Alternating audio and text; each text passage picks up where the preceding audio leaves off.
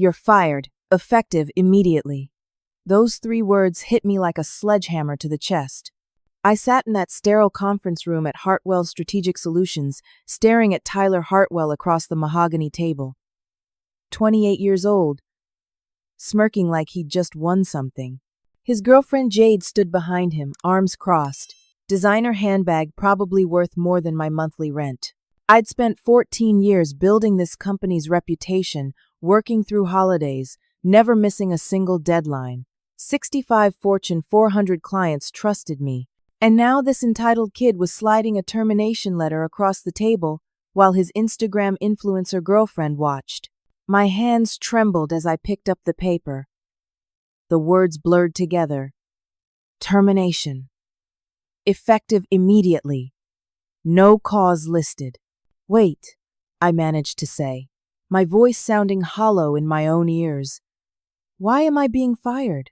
Tyler leaned back in his chair, that infuriating smirk still plastered on his face. You're not a culture fit anymore, Bernadine. The company's moving in a new direction. A new direction? I could feel heat rising in my chest. I brought in 40% of our revenue last year. I've maintained relationships with 65 Fortune 400 clients. I've never missed a deadline in 14 years. Jade stepped forward, her heels clicking on the polished floor. That's exactly the problem. You're too old school. You don't understand modern branding, social media presence, influencer marketing. She examined her manicured nails. The consulting industry is evolving, and frankly, you're not evolving with it. I looked at Tyler, waiting for him to correct her, to remember that our clients were CFOs and CEOs of major corporations, not teenagers scrolling Instagram. He said nothing. Tyler, your father built this firm 18 years ago on trust and relationships. Real relationships. That's what our clients value. My father is semi-retired in Florida, Tyler said coolly. I run this company now, and I've decided we need fresh energy. He nodded toward Jade. Jade will be taking over your position as VP of Client Relations. The room tilted. She has no consulting experience. She has 2 million Instagram followers, Tyler said, as if that explained everything. She understands how to build a brand, how to create buzz. That's what Hartwell needs. I realized then what this really was. Jade wanted my office, my title, my clients, and Tyler was foolish enough to give them to her. Your father would never approve of this, I said quietly. Good thing he's not here then. Tyler stood up. Security will escort you to your office. You have 30 minutes to pack your things. Your computer access has already been revoked. The next 30 minutes felt like a nightmare. A security guard named Paul, who I'd said good morning to every day for 8 years, walked me to my office. My assistant Emma was already there, tears streaming down her face. Word traveled fast in a small firm. I can't believe this, Emma whispered as I started emptying my desk drawers. This is insane. Colleagues peered through the glass walls of my office, their faces a mixture of shock and pity. I grabbed the framed photo of my parents, the awards I'd accumulated over the years, and Gerald, the small, succulent plant I'd somehow kept alive for 12 years. Everything that mattered could fit in one cardboard box. 14 years reduced to a single box. I wasn't allowed to access my computer or any client files. All my carefully maintained contact information, years of notes and correspondence, locked away behind passwords I no longer had. Tyler and Jade watched from his office window on the floor above. I could see them laughing. In the underground parking garage, I sat in my Honda Accord and stared at the concrete wall. My hands shook so badly I couldn't get the key in the ignition. I devoted 14 years of my life to Hartwell Strategic Solutions. I'd sacrificed relationships, vacations, weekends. I'd poured everything into building something meaningful, and in 30 minutes, it was gone. My phone buzzed. Email access denied. I was completely locked out. Panic crept up my throat. How would I find another job without references? Without access to my portfolio? Who would hire a 36-year-old VP with no proof of her accomplishments? Then my phone rang. Douglas Hampton, CFO of Wellington Industries, one of my biggest clients. We'd worked together for 11 years. My finger hovered over the answer button. Did he already know? Was he calling to say goodbye? Douglas? My voice cracked. Bernadine, I heard what happened. His voice was tight with anger. Word travels fast in Chicago business circles. This is absolutely unacceptable. I don't even know what to say. I just got escorted out. Wellington Industries is terminating our contract with Hartwell, effective immediately. I'm calling our legal team now. I sat up straight. Douglas, you don't have to do that. I don't want to cause problems for you. Bernadine, you've saved this company millions of dollars over the years. Your strategic insights were invaluable. Tyler Hartwell is an incompetent child, and I'm not doing business with him. He paused. Are you starting your own firm? The question hung in the air. I hadn't even considered it. I'd been fired 20 minutes ago. I don't know. I haven't had time to think. If you do, Wellington will be your first client. Our annual contract is worth $300,000. Think about it. Before I could respond, my phone started buzzing with texts. Patricia from Redwood Manufacturing. Heard the news. Call me. James Sullivan from Apex Financial. Tyler's an idiot. Let's talk. Sandra Martinez from Frontier Tech. Starting your own shop? Count us in.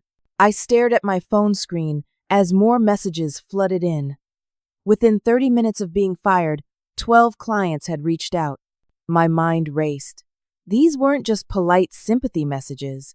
These were clients saying they'd follow me, that they trusted me more than they trusted Hartwell, that 14 years of relationship building meant something. But I had nothing. No business plan, no office, no staff, no infrastructure, just a cardboard box in my passenger seat, and a mounting sense of terrified possibility. My phone rang again. Tyler. I almost didn't answer. What? I said flatly. What the hell did you do? He was screaming, his composure completely gone. I've had 6 clients call to cancel their contracts in the last hour. What did you tell them? I didn't tell them anything. I've been sitting in my car. Don't lie to me. You're poaching my clients. They're not your clients, Tyler. They never were. They're relationships I built over 14 years while you were still in college. You signed a non-compete. I will sue you into oblivion. You'll never work in Chicago consulting again. Do you understand me? Never. He hung up before I could respond. I sat there in the fluorescent lighting of the parking garage, my phone still buzzing with incoming messages. 15 clients now. 18. 23. Terror and possibility warred in my chest. Tyler would fight me. He'd sue me. He had resources, lawyers, his father's money, but I had something he'd never have. The trust of 65 Fortune 400 companies who'd watched me work for over a decade. I started my car and drove home, my phone buzzing the entire way. By the time I reached my one-bedroom apartment in Lincoln Park, 38 clients had reached out. 38. The number felt surreal. I lived alone in a small but comfortable space overlooking a tree-lined street. Most of my adult life had been consumed by work. I had acquaintances but few close friends. My apartment reflected that. Functional, organized, impersonal. The kind of place you sleep between 16-hour workdays. I made coffee at midnight and opened my laptop. If Tyler was going to sue me, I needed to understand what I was facing. I spent hours researching Illinois LLC formation, non-compete clauses, business insurance requirements. At 3 a.m, I ordered business cards online. The name came to me suddenly, Hampton Consulting Group, inspired by Douglas's faith in me. I converted my small dining table into a makeshift office, spreading papers and notes across its surface. By dawn, I had a basic framework. It wasn't much, but it was a start. My phone rang at 7. Douglas again. Coffee? I have contracts ready. We met at a cafe in the Loop an hour later.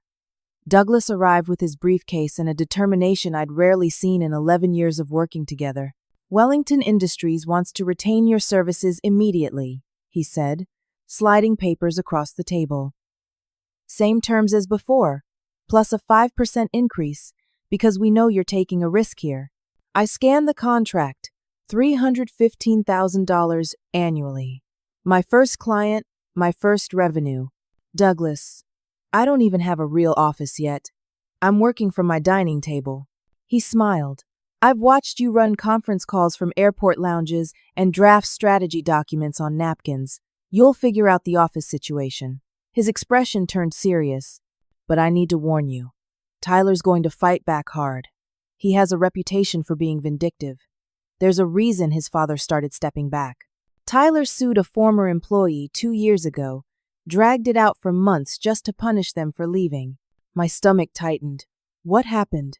The employee eventually settled just to make it stop. Couldn't afford the legal fees. Douglas leaned forward. I'm introducing you to my attorney, Calvin Brooks. He specializes in business law. You're going to need him. We signed the paperwork right there in the cafe, coffee cooling beside us. I had my first client, $315,000 in projected annual revenue.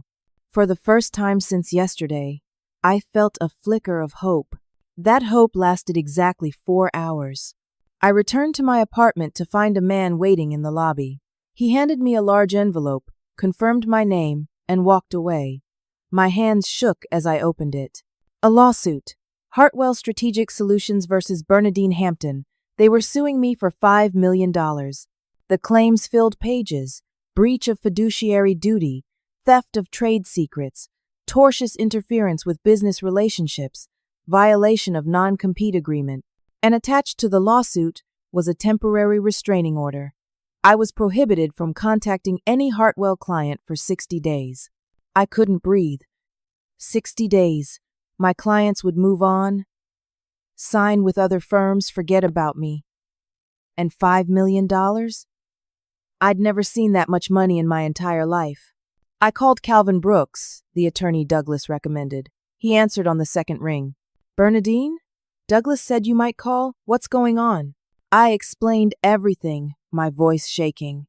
Calvin listened without interrupting. Send me photos of all the documents. I'll review them and call you back within the hour. 90 minutes later, my phone rang. The good news is most of this lawsuit is intimidation, Calvin said. The bad news is the non-compete is real. I pulled your employment file. You signed a comprehensive agreement when you made VP 7 years ago. 2 years, 50-mile radius from Chicago. If enforced, you cannot work in consulting anywhere near the city. So I'd have to move to another state? Start over completely? Or find a different career? The restraining order is also problematic. 60 days gives Hartwell time to try to retain those clients, and the legal fees to fight this will be substantial. I'm talking $50,000 minimum, possibly more. I had $32,000 in savings. I'd been diligent about putting money away, but it would never be enough. What do I do? We fight.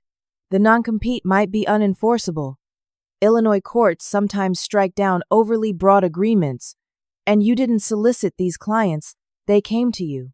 That's an important distinction. He paused. But you need to understand, this will be expensive and stressful. Tyler Hartwell is trying to bury you before you even start. Court hearing is in 2 weeks. That night, I paced my apartment until past midnight. Gerald the plant sat on the windowsill, somehow thriving despite my neglect.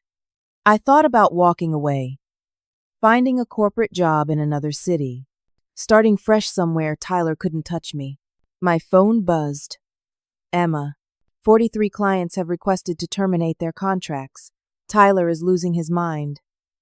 Jade tried to run a client meeting today, and it was a complete disaster.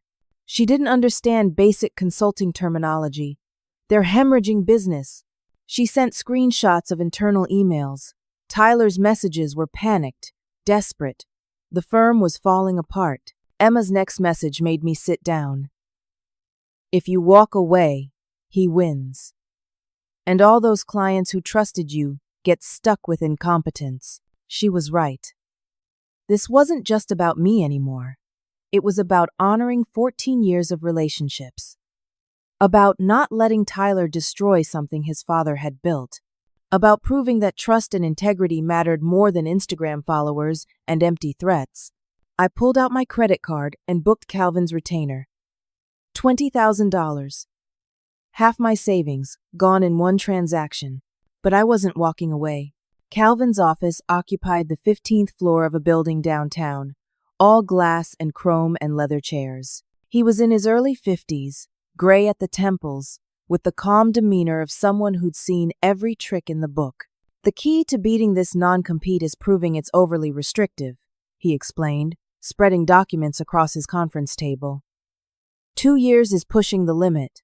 50 miles from Chicago essentially bars you from working in your industry in the entire metropolitan area. Illinois courts don't like agreements that prevent people from making a living. But Tyler's lawyers know that too, right? Why file if they know it might not hold up? Because the process is the punishment. Even if we win eventually, you're tied up in court for months. Your clients can't wait that long. That's what Tyler's counting on. Calvin tapped a legal pad. We also argue you didn't breach anything.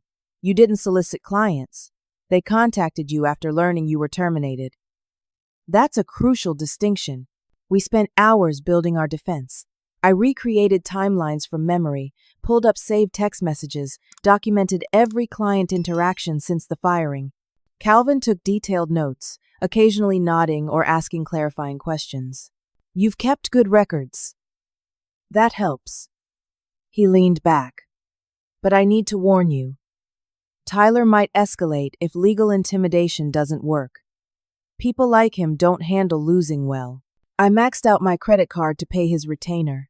Watching that transaction process felt like jumping off a cliff. No safety net now.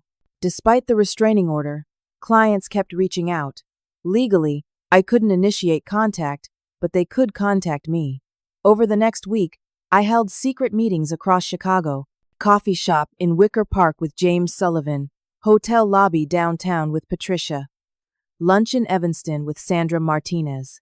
Each conversation followed the same pattern. They were furious about my firing. Tyler was incompetent. Jade was a joke.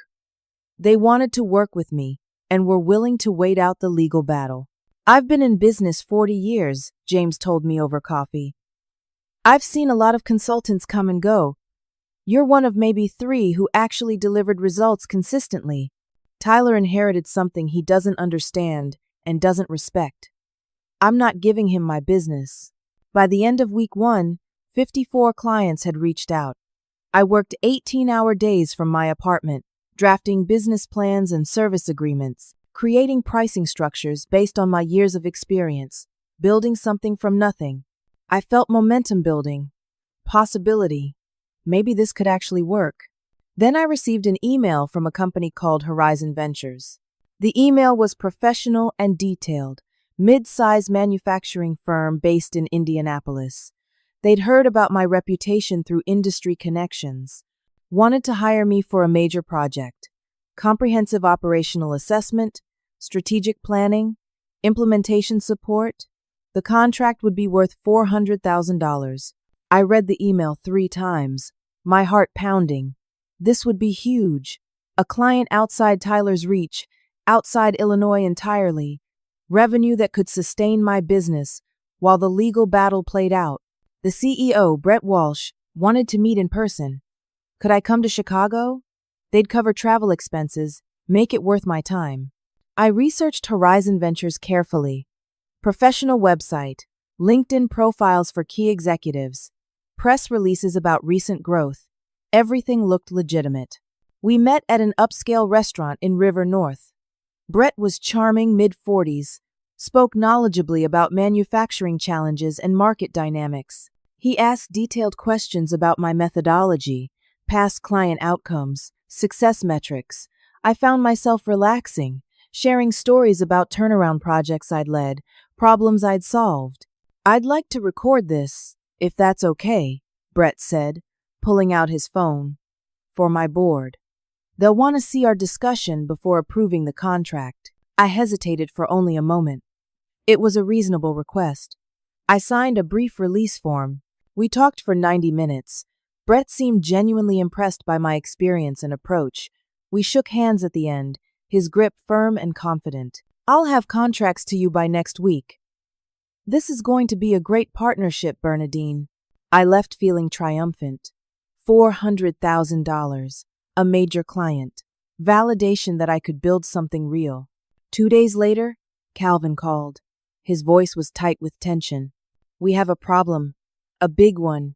Tyler's attorneys had filed new evidence in the lawsuit, a video recording of my meeting with Brett Walsh. But it had been edited cleverly. Sections removed, others spliced together. In the edited version, I appeared to be actively soliciting business, sharing confidential Hartwell strategies, deliberately poaching clients. Bernadine, who is Brett Walsh? My blood went cold. The CEO of Horizon Ventures. We met to discuss a potential contract. Horizon Ventures doesn't exist. The website was created 3 weeks ago. Brett Walsh is an actor Tyler hired. The entire meeting was a setup. He entrapped you, and you walked right into it. The room spun. I sat down hard on my couch, but I researched them. They had press releases, LinkedIn profiles, everything looked real, all fabricated. Tyler spent considerable time and money creating an elaborate fake company. And now he has video of you in what appears to be a client meeting, discussing methodologies and strategies. His lawyers are arguing this proves you violated the restraining order and disclosed confidential information. But it was a setup. I didn't know. Proving entrapment in civil court is extremely difficult. The video looks bad, Bernadine. Your credibility is damaged. Some judges might view this as evidence that you can't be trusted to follow the restraining order. I felt stupid, naive. I'd been so desperate for good news that I'd missed the obvious red flags. How had I not seen this coming? Over the next 48 hours, 3 clients who'd been supporting me started backing away. They couldn't get involved in this level of legal drama. Too risky, too messy. Down to 51 committed clients. My savings were nearly gone. I was unemployed, being sued for $5 million, potentially facing an extended non-compete that would kill my career. And Tyler had video evidence that made me look guilty.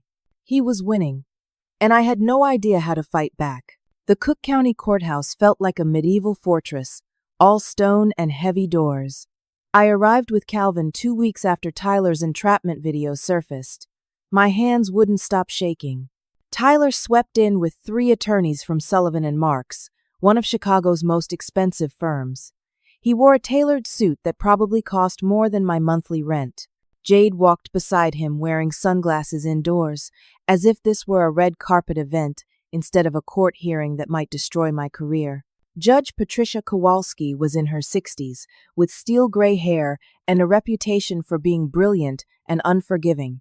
She tolerated no nonsense in her courtroom. Tyler's lead attorney, a sharp-faced woman named Barbara Winters, presented their case with clinical precision. Your Honor, Miss, Hampton violated her non-compete agreement by soliciting Hartwell clients within days of her termination. She disclosed confidential information and engaged in systematic interference with existing business relationships. The evidence is clear. They played the edited video. Watching it on the courtroom screen was worse than I'd imagined. The editing made me look calculated and predatory. Strategic pauses were cut out.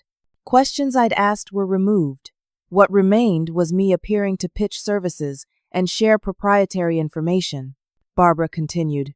Miss Hampton claims she was entrapped, but she willingly attended this meeting.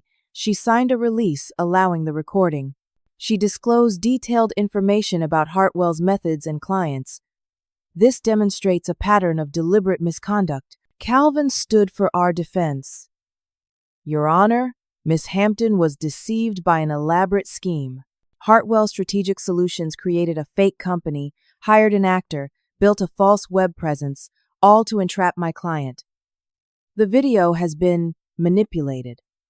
Miss Hampton attended what she believed was a legitimate business meeting with a prospective client from outside Illinois, which would not have violated any agreement. Judge Kowalski leaned forward.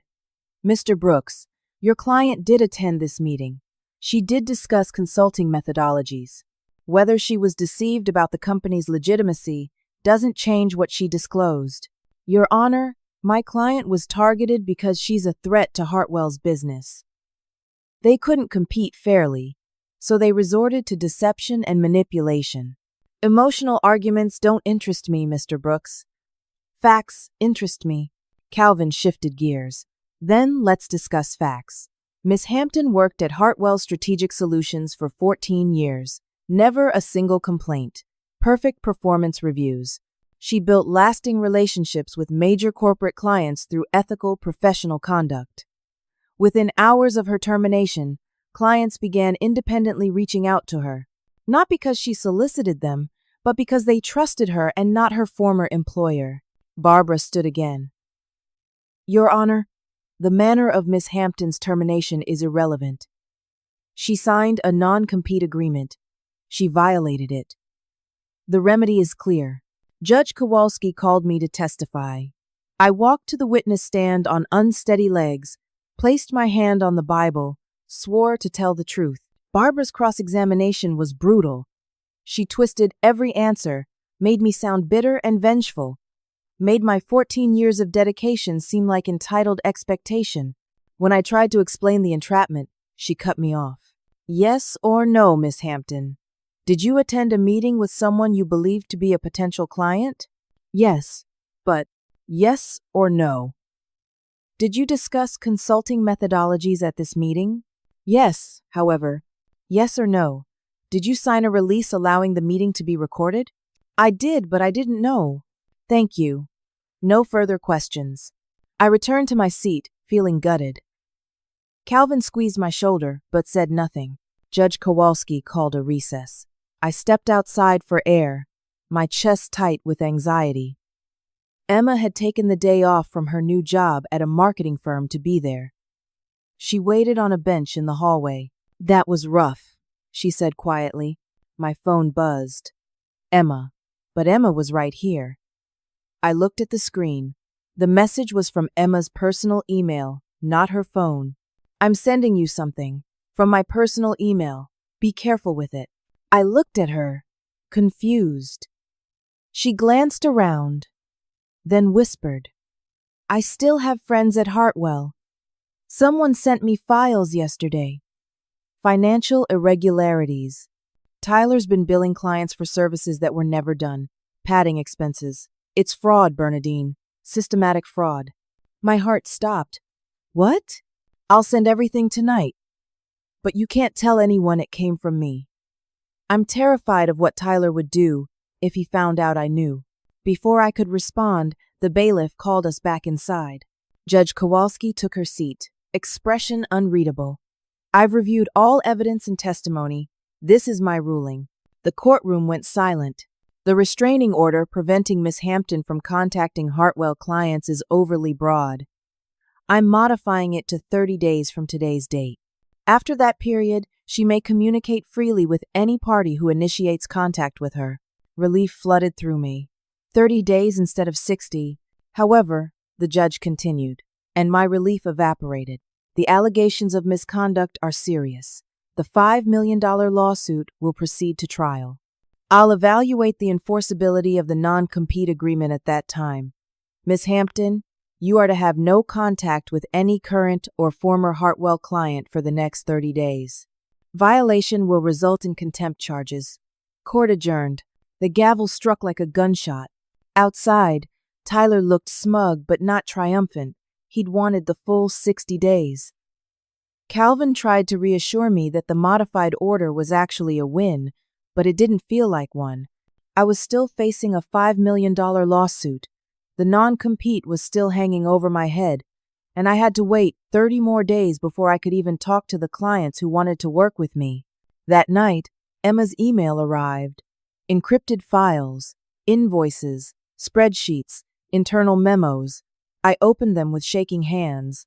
Tyler had started the fraud about 6 months ago, right after his father stepped back from daily operations. He'd been billing clients for consulting services never rendered, creating fake expense reports, charging for business class flights he never took, invoicing for consultant hours that never happened. Wellington Industries, $55,000 for a strategic assessment that was never completed. Redwood Manufacturing, $32,000 for consultants who never worked on their project. Apex Financial, $18,000 for travel expenses that were fabricated. The pattern was clear and systematic. Tyler had stolen approximately $200,000 from various clients over 6 months. I called Calvin immediately. "If you can prove this," he said slowly, "everything changes. This isn't just unethical, it's criminal fraud, wire fraud, if he used electronic transfers. If Tyler's been defrauding clients, his credibility is destroyed. The non-compete becomes unenforceable because you can't enforce a contract while committing crimes. And the clients have legal grounds to terminate immediately. So this could actually save me. This could destroy Tyler. But we have to be strategic. We need to document everything, verify it's authentic, and then bring it to the right people at the right time." We spent the next week analyzing the evidence. Calvin hired a forensic accountant to verify the documents. Everything checked out. The fraud was real, extensive, and provable. "We wait until the restraining order expires," Calvin advised. "Then we carefully, legally inform the affected clients. Let them decide how to respond. If they file complaints or lawsuits, Tyler's entire case against you collapses." 30 days had never felt so long. I used those 30 days to build infrastructure. Registered Hampton Consulting Group as an LLC in Illinois, got business liability insurance, created a professional website with case studies and testimonials, developed service packages and pricing tiers. I rented a small office space in the West Loop, just 600 square feet, but it had windows and felt legitimate. Bought a desk, 2 chairs, a coffee maker, put Gerald the plant in the window. Emma quit her marketing job and became my first employee. "I can't work anywhere else knowing what Tyler's doing," she said. "I want to help build something real." She took a pay cut to join me. We worked side by side in that tiny office, preparing for launch day. Through Emma's remaining contacts at Hartwell, we heard about the chaos. Jade had alienated multiple clients with her incompetence and unprofessionalism. She'd posted photos from confidential client meetings on her Instagram, complete with identifying details visible in the background. Tyler had to personally apologize to 4 different companies. The firm's reputation was deteriorating. Revenue was down 40%. Tyler's father, Gerald Hartwell Sr., was reportedly furious but remained in Florida, trusting his son to fix the mess he'd created. On day 31, the restraining order expired at midnight. At 9 that morning, Calvin began making calls. He contacted 6 clients who'd been defrauded: Wellington Industries, Redwood Manufacturing, Apex Financial, and 3 others. He presented evidence carefully, professionally. Invoices for work never completed. Fabricated expense reports. Systematic theft. The reactions were swift and explosive. Douglas Hampton called me within an hour. $55,000. He charged us for a complete strategic assessment that never happened. I have emails where we asked about the report and were told it was still in progress. It never existed. Patricia from Redwood Manufacturing was equally furious. 32 consultants supposedly worked on our project. We met 8 people total. Where did the other 24 come from? Thin air? James Sullivan discovered Tyler had billed Apex Financial for business class flights to 3 conferences. I checked with the airlines. Those reservations were never made. He just invoiced us and kept the money. Within 48 hours, all 6 defrauded clients filed formal complaints with the Illinois Attorney General's office. 3 filed civil lawsuits against Hartwell Strategic Solutions for fraud and breach of contract. A reporter from Chicago Business Journal got wind of the story. The article published 3 days later. Prestigious consulting firm faces fraud allegations. It detailed the complaints, the amount stolen, Tyler's role as CEO. The article spread through Chicago's business community like fire through dry grass. My phone started ringing. Clients I hadn't heard from in months called to ask if the allegations were true. Other Hartwell clients began auditing their own invoices, looking for discrepancies. Tyler's reputation and Hartwell's reputation crumbled overnight.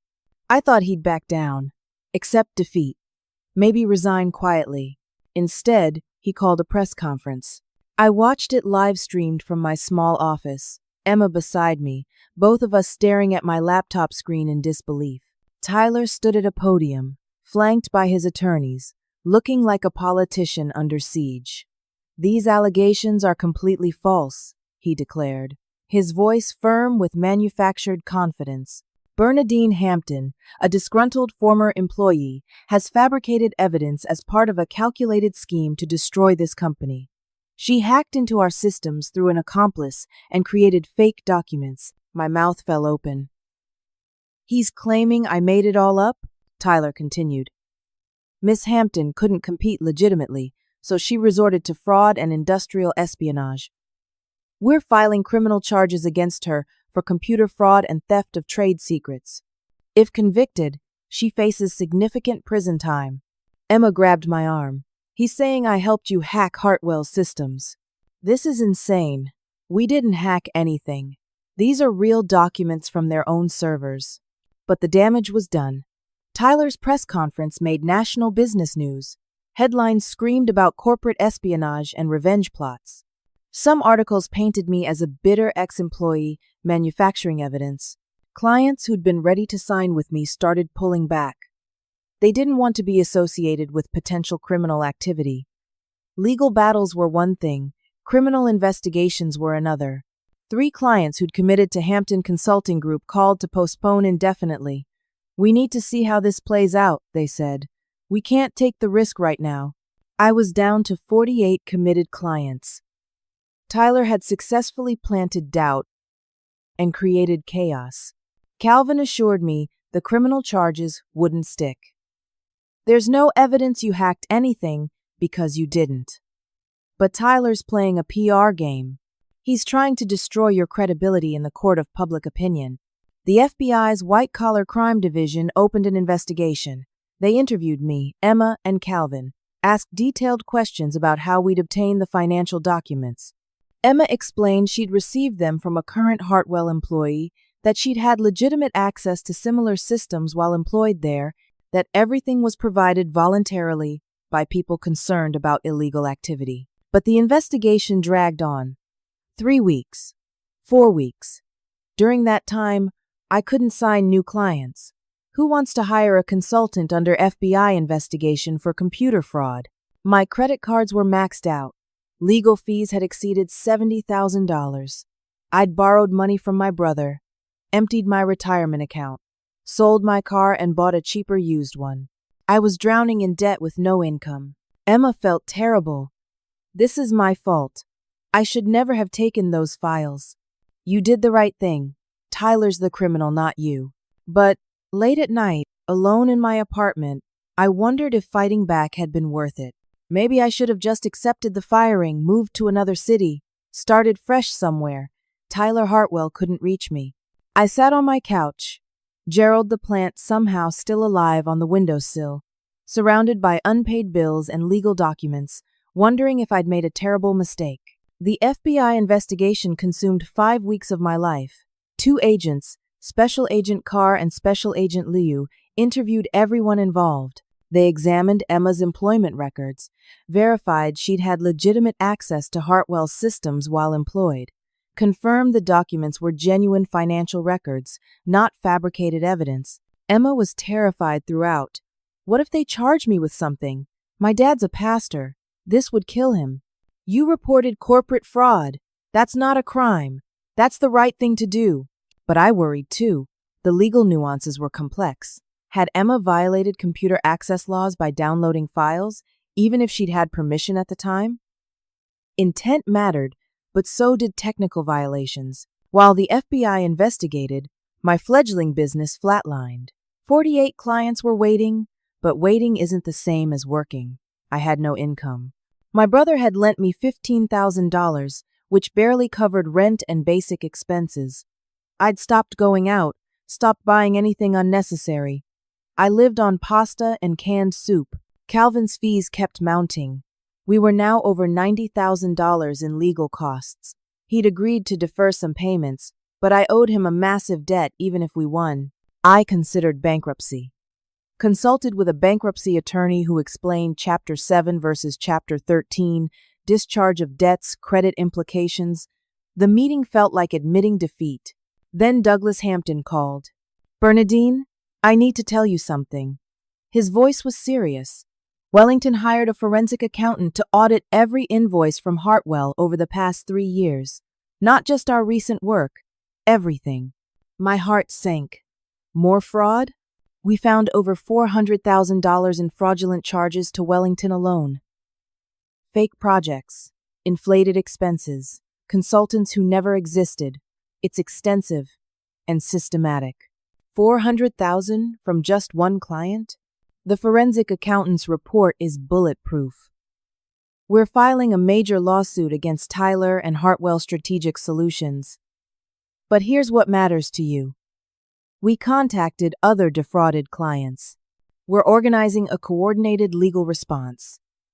12 companies total. We're hiring Berkowitz and Stone to represent us collectively. Berkowitz and Stone, one of the most powerful corporate law firms in Illinois.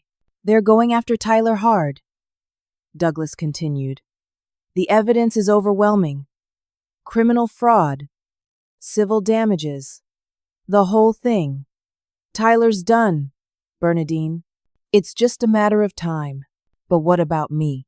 I'm still under FBI investigation. Hold on. The forensic audit proved something else important. Tyler's father knew nothing about the fraud. Gerald Sr. was completely in the dark. Tyler hid everything from him. Gerald is devastated. There are rumors he's considering taking back full control of the company. A flicker of hope ignited in my chest. If 12 major companies were coordinating against Tyler, if forensic evidence proved extensive fraud, if Tyler's own father was turning against him, maybe this nightmare would actually end. Thank you, Douglas, for believing in me, for fighting. You saved Wellington millions over the years. This is the least we can do. 3 days later, the FBI called me. Could I come in for a final interview? I met Special Agent Carr at the FBI field office downtown, Calvin beside me. We sat in a windowless conference room with terrible fluorescent lighting. "Miss Hampton, we've concluded our investigation," Agent Carr said. He was in his 40s, with tired eyes and a methodical way of speaking. "We found no evidence that you or Emma Christensen committed any crimes. Miss Christensen received documents from a current Hartwell employee who had legitimate concerns about illegal activity. This is protected whistleblower behavior, not corporate espionage." Relief flooded through me so powerfully I nearly cried. "However," Agent Carr continued, "we did find evidence of criminal fraud by Tyler Hartwell." He slid a folder across the table. Tyler paid $85,000 to an actor named Marcus Duval to impersonate a client and entrap you. He created a fake company website, false LinkedIn profiles, fabricated press releases. He hired a video editor to manipulate footage. This constitutes fraud, and potentially wire fraud, which is a federal crime. So you're investigating him now? We're building a case. Tyler Hartwell is facing serious federal charges. Agent Carr stood. "You're free to go, Miss Hampton. Sorry for the inconvenience." I walked out of that building feeling like I could breathe for the first time in months. But Tyler's response to the FBI investigation was pure desperation. He tried to blame everything on Jade. In a panicked interview with a local news station, Tyler claimed Jade had masterminded the entrapment scheme, said she'd had access to his business accounts, paid the actor without his knowledge, created the fake company to hurt me because she'd felt threatened by my reputation. He threw her completely under the bus to save himself. Jade was furious. She called another local news station and demanded an exclusive interview. I watched it live. stunned by what unfolded. Jade sat across from the anchor, her Instagram polish completely gone. She looked tired, angry, and determined. "Tyler Hartwell is a liar," she said flatly. "He planned everything. The fake company, the entrapment. I have text messages between us discussing how to destroy Bernadine's career. I have recordings of conversations where he outlined the whole scheme. I went along with it because I was 25 and stupid, and thought I was in love with someone successful." She pulled out her phone. "I'm sharing all of it. Every text, every recording, every email." The anchor's eyes widened as Jade scrolled through months of messages, planning sessions, Tyler gloating about his clever schemes. Jade expressing doubts, Tyler pressuring her to go along with it.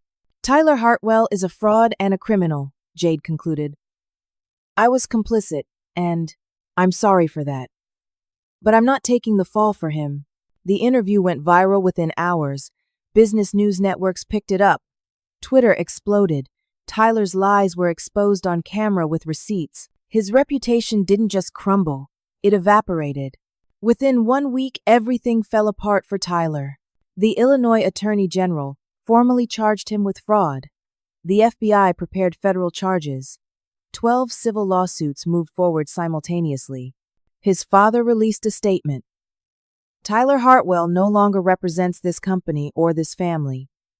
I am taking back full control of Hartwell Strategic Solutions, effective immediately." Gerald Sr. fired Tyler and Jade the same day. He issued formal apologies to every defrauded client, offered full refunds plus additional settlements, promised complete transparency going forward. But it was too late. 65 clients, the full number who'd reached out to me initially, formally terminated their contracts with Hartwell. Every single one contacted me. They wanted to work with Hampton Consulting Group. They trusted me, believed in me, would wait as long as necessary. The judge in my case dismissed Tyler's $5 million lawsuit with prejudice, meaning he could never refile it. She ruled the non-compete agreement unenforceable due to Hartwell's fraudulent conduct and Tyler's entrapment schemes. I was free. Completely free. No restrictions, no lawsuits, no threats. 3 months after Judge Kowalski dismissed the lawsuit, I stood in Hampton Consulting Group's new office space. We occupied an entire floor in a renovated building in the West Loop, with exposed brick walls, huge windows overlooking the Chicago skyline, and modern furniture that made me feel like a real business owner. Gerald the plant sat on my desk, thriving in the natural light. All 65 clients had signed contracts. 65 Fortune 400 companies choosing to work with me, a woman they'd watched deliver results for over a decade. Our projected annual revenue was $9 million. $9 million. The number still felt surreal. I'd hired 12 consultants, talented people who'd left comfortable corporate positions to join something new. Emma was chief of staff, running operations with the same dedication she'd shown as my assistant. We'd created a culture focused on ethics, transparency, and genuine client relationships. Everything Tyler's firm hadn't been. Within 6 months, Hampton Consulting Group was featured in Chicago Business Journal as one of the fastest-growing consulting firms in the city. I was invited to speak at conferences about business ethics, relationship building, the importance of integrity in professional services. That night, Emma's email arrived. Encrypted files, invoices, spreadsheets, internal memos. I opened them with shaking hands. Gerald Sr. tried to salvage his life's work, but the damage was irreparable. 18 years of reputation, destroyed by his son's greed and incompetence. The firm was liquidated, assets sold, employees laid off. Gerald Sr. lost millions. Tyler faced trial for fraud. Multiple charges, both state and federal. His attorneys negotiated a plea deal. 5 years in prison, restitution to defrauded clients, permanent ban from practicing in financial services. Meanwhile, Hartwell Strategic Solutions filed for bankruptcy. I felt no joy in Tyler's downfall, only sadness that it had come to this. Sadness for Gerald Sr., who'd built something meaningful and watched his son destroy it. Sadness for all the Hartwell employees who'd lost their jobs. Sadness for the waste of it all. But I also felt something else. Gratitude. 6 months ago, I'd been sitting in a conference room being fired by an entitled kid who thought my 14 years of work meant nothing.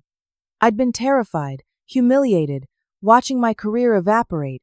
Now I stood in my own office, leading my own firm, surrounded by people I'd chosen to work with. I controlled my destiny. No one could fire me, manipulate me, or discard me like I'd never mattered. Emma knocked on my door.